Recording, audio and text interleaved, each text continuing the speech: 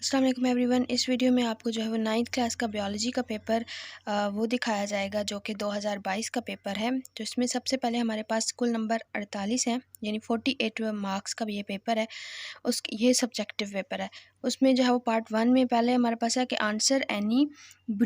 Answer briefly any 5 parts from the following के मंज़ाइल में से कोई से 5 सवाल के मुख्तसर जवाब दें। उसमें हमारे पास जो इंग्लिश मीडियम स्टूडेंट्स हैं तो उनके लिए पहला सवाल है, what are 6 major bio elements in human. ठीक है। और सेकंड हमारे पास क्वेश्चन है, what is tissue level, give examples. ठीक है। थर्ड हमारे पास क्वेश्चन है, व्हाट इज़ डिडक्शन। हमारे पास फोर्थ क्वेश्चन है, write the effects on human body after biting mosquitoes. हमारे पास नेक्स्ट क्वेश्चन है, differentiate between magnification and resolution. उसके बाद हमारे पास क्वेश्चन है, give the similarities between mitochondria and chloroplast. ठीक है। इसी तरह जो है एक और हमारे पास यहाँ पे सवालात हैं जो कि हैं, व्हाट इज़ फार्मिंग। ठीक है। और व्हाट इज़ साइंस, यहाँ पे ये भी हमारे पास सवालात हैं। ठीक है। तो जो है वो यहाँ पर हम देख लेते हैं कि उर्दू में इन सवालात को कैसे उन्होंने बताया है कि जो लोग उर्दू मीडियम के स्टूडेंट्स हैं कि इंसान में 6 मेजर बायो एलिमेंट्स के बारे में तहरीर कीजिए। और हमारे पास सेकंड है, फार्मिंग से क्या मुराद है, साइंस की तारीफ़ कीजिए। टिश्यू लेवल से क्या मुराद है, मसाले दें। डिडक्शन से क्या मुराद है, मच्छरों के काटने से इंसानी जिस्म पर क्या असरात होते हैं। और उसके अलावा है, मैग्नीफिकेशन और रिजोल्यूशन में फ़र्क लिखिए। माइटोकॉन्ड्रिया और क्लोरोप्लास्ट में मुशाहबतें तहरीर कीजिए। ये हमारे पास सवाल नंबर 2 है। सवाल नंबर 1 हिस्सा मारूजी से होता है जिसमें कसीरुल इंतखाबी सवालात होते हैं, यानी मल्टीपल चॉइस क्वेश्चंस होते हैं। ठीक है। हम आपको क्वेश्चंस बता दिए गए हैं, इनमें से 8 सवालात हैं जिनमें से आपने 5 करने हैं। अब जो इंग्लिश मीडियम के स्टूडेंट्स हैं वो इंग्लिश मीडियम के जो है उससे ये क्वेश्चन अपने पास नोट कर लीजिए या अपनी बुक पर टिक कर लीजिए उन टॉपिक्स को, और जो उर्दू मीडियम के स्टूडेंट्स हैं वो उर्दू मीडियम के इन सवालात को अपने पास नोट कर लीजिए। ठीक है। नेक्स्ट हम आते हैं अगले क्वेश्चन पर, वो है सवाल नंबर 3, दर्ज़ैल में से कोई से 5 अज्जा के मुख्तसर जवाबात तहरीर कीजिए। अभी हमारे पास सवाल नंबर 2 भी ऐसे था, 5 जो है वो अज्जा का मुख्तसर जवाब देना था। अब सवाल नंबर 3 भी ऐसे ही है। इसमें भी हर क्वेश्चन के 2 नंबर हैं और 5 सवाल आपने करने हैं। इसमें फिर सबसे पहले अगर हम आएँ तो हमारे पास पहला है, write any 2 importance of biodiversity. ठीक है। इसमें हमारे पास पहला सवाल है कि right any 2 importance of biodiversity. और हमारे पास सेकंड क्वेश्चन है, how fungi differ from plants, right 2 points, यानी 2 अहम नुक्ते बताने हैं। मतलब इंग्लिश के जो स्टूडेंट्स हैं इंग्लिश मीडियम के वो नहीं नोट कर लीजिए। What is importance of apoptosis. उसके बाद हमारे पास नेक्स्ट है, differentiate between somatic cells and germ line cells. ठीक है। उसके बाद है, यानी differentiate between somatic cells and germ line cells. उसके बाद हमारे पास नेक्स्ट क्वेश्चन है, what is difference between diploid and haploid. ठीक है। उसके बाद हमारे पास नेक्स्ट क्वेश्चन है, डिफाइन सेलुलर रिस्पायरेशन। ठीक है। ये हमारे पास 8 क्वेश्चंस इंग्लिश में हो गए हैं मुकम्मल। तो उसके बाद हमारे पास, हम अगर उर्दू मीडियम के स्टूडेंट्स के लिए थोड़ी आसानी के लिए हम वो भी रीड कर देते हैं। हमारे पास पहला क्वेश्चन है, बायोडाइवर्सिटी की कोई 2 अहमियत लिखें। ठीक है। 2 अहम पॉइंट्स लिख देने हैं जिससे उसकी अहमियत वाज़ हो जाए। उसके बाद सेकंड लिखना है, फंजाई पौधों से किस तरह मुख्तलिफ हैं, 2 नुकात लिखिए। ठीक है। 2 नुकात लिखेंगे तभी आपको 2 मार्क्स पूरे मिलेंगे। फंजाई यानी आ गया G1 फेज़ क्या है, यानी व्हाट इज़ G1 फेज़। ठीक है। ये भी एक क्वेश्चन है थर्ड वाला, ये जो इधर शायद मिस हो गया। ठीक है। वो इस तरह उसकी तरतीब इधर है। Somatic cells and germ line cells में फ़र्क कीजिए। ठीक है। डाइप्लॉइड और हैप्लॉइड में क्या फ़र्क है, एटीपी का मॉलिक्यूलर स्ट्रक्चर बताइए। ठीक है। एटीपी का मॉलिक्यूलर स्ट्रक्चर बनाइए। ठीक है। Sketch molecular structure of ATP, ये भी क्वेश्चन है, sketch molecular structure of ATP. ये हमारे पास आ गया सेकंड क्वेश्चन। ठीक है। फिर हम आगे आते हैं सवाल number 4, answer briefly any 5 parts from the following. ठीक है। जो है वो इसमें हमारे पास है, which state is called saturation of active sites. ठीक है। Which state is called saturation of active site. उसके बाद हमें है, who and when proposed in induced fit model. ठीक है। Who and when proposed induced fit model. ठीक है। उसके बाद नेक्स्ट क्वेश्चन है, right use of enzymes in paper industry. Write use of enzymes in paper industry. उसके बाद है, state 2 functions of vitamin D. State two functions of vitamin D. हमारे पास नेक्स्ट क्वेश्चन है write weight and size of liver in adult human. ठीक है, आपने वो लिखना है। Give functions of neutrophils and basophils, what are roots hair and write its functions. हमारे पास नेक्स्ट क्वेश्चन है write any to preventive measures to prevent dengue fever.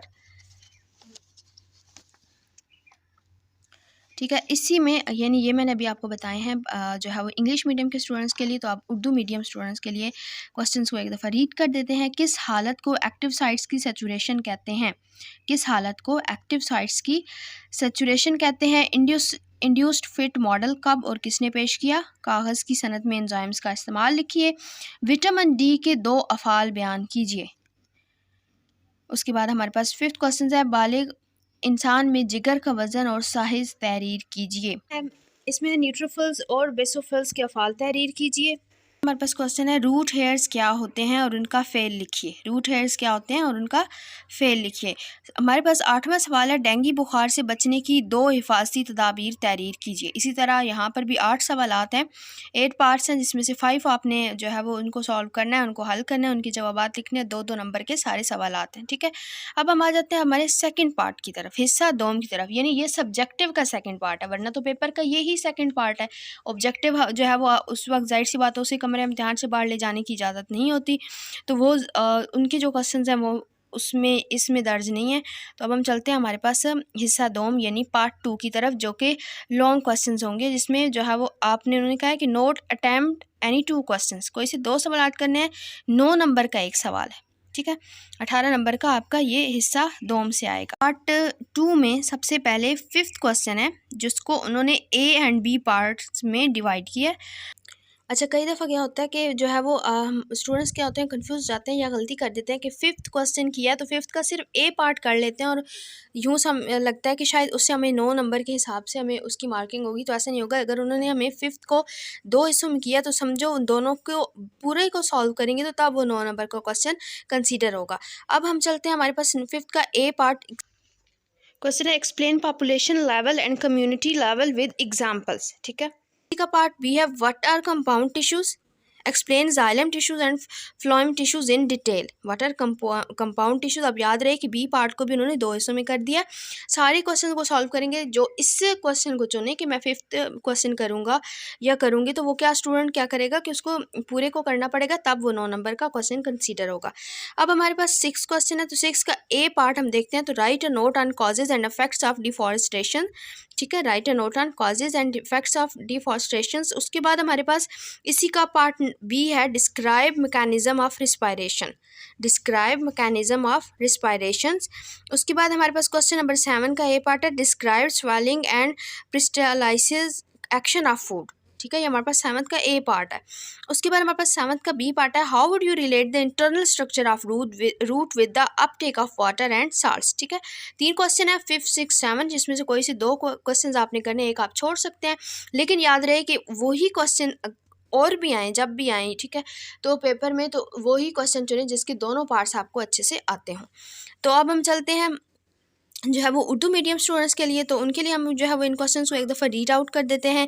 सबसे पहले हमारे पास 5th का 5वें सवाल का सवाल नंबर जो एक सवाल है वो है पॉपुलेशन लेवल और कम्युनिटी लेवल की मिसालों के साथ वजाहत कीजिए।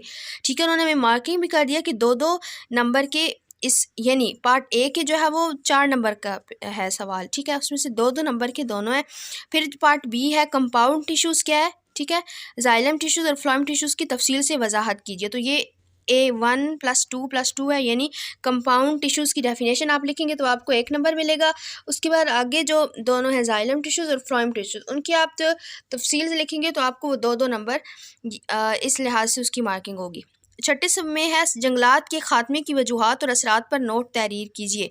अब यहाँ पे याद रहे कि सिर्फ वजूहात नहीं लिखनी, उसके असरात भी लिखने हैं। और उन्होंने इसीलिए इस चीज़ को क्लियर करने के लिए हमें आगे बता दिया कि 2 + 2 का साइन डाल दिया, जिससे अंदाज़ा हो जाता है कि 2-2 नंबर हैं दोनों चीज़ों के। वजूहात छोड़ देंगे तो भी 2 नंबर्स में से मार्किंग होगी, असरात छोड़ देंगे तो भी उसके नंबर कटेंगे। रिस्पायरेशन के मैकेनिज़्म की वजाहत करें। ठीक है, रिस्पायरेशन के मैकेनिज़्म की वजाहत करें तो ये जो है वो उसकी पूरी जो वजाहत है उसकी मार्क्स हैं 1 + 1 + 3। अच्छा, आगे हमारे पास 7th का ए पार्ट है खुराक निगलना और पेरिस्टालसिस का अमल बयान करें। ठीक है, इनके 4 नंबर का ये सवाल है। अगला सवाल 5 नंबर का है, उसमें जड़ की अंदरूनी साख्त का इसमें पानी और साल्ट्स के जज़ब करने से ताल्लुक़ बताएं। ठीक है, तो ये हमारे पास जो है वो इसमें 3 सवालात हैं जो है वो, जिनमें से आपने 2 करने हैं। कुल 18 नंबर का जो है वो हमारे पास सब्जेक्टिव है, और बाकी जो है वो 30 नंबर का हमारे पास जो है वो इसी सब्जेक्टिव का जो फर्स्ट 3 पार्ट्स हैं वो हैं। तो कुल मिला के 48 मार्क्स का आपका पेपर है, जिसमें और 12 मार्क्स के ऑब्जेक्टिव होंगे। तो ये जो है वो इस वीडियो में आपको बायो का जो है वो ये पेपर बता दिया गया है। अब मज़ीद जो है वो इसी तरह की वीडियोस के लिए फिर आपको बाकी सब्जेक्ट्स के भी जो है वो के लिए प्ले लिस्ट आप हमारे चैनल पर चेक कर सकते हैं।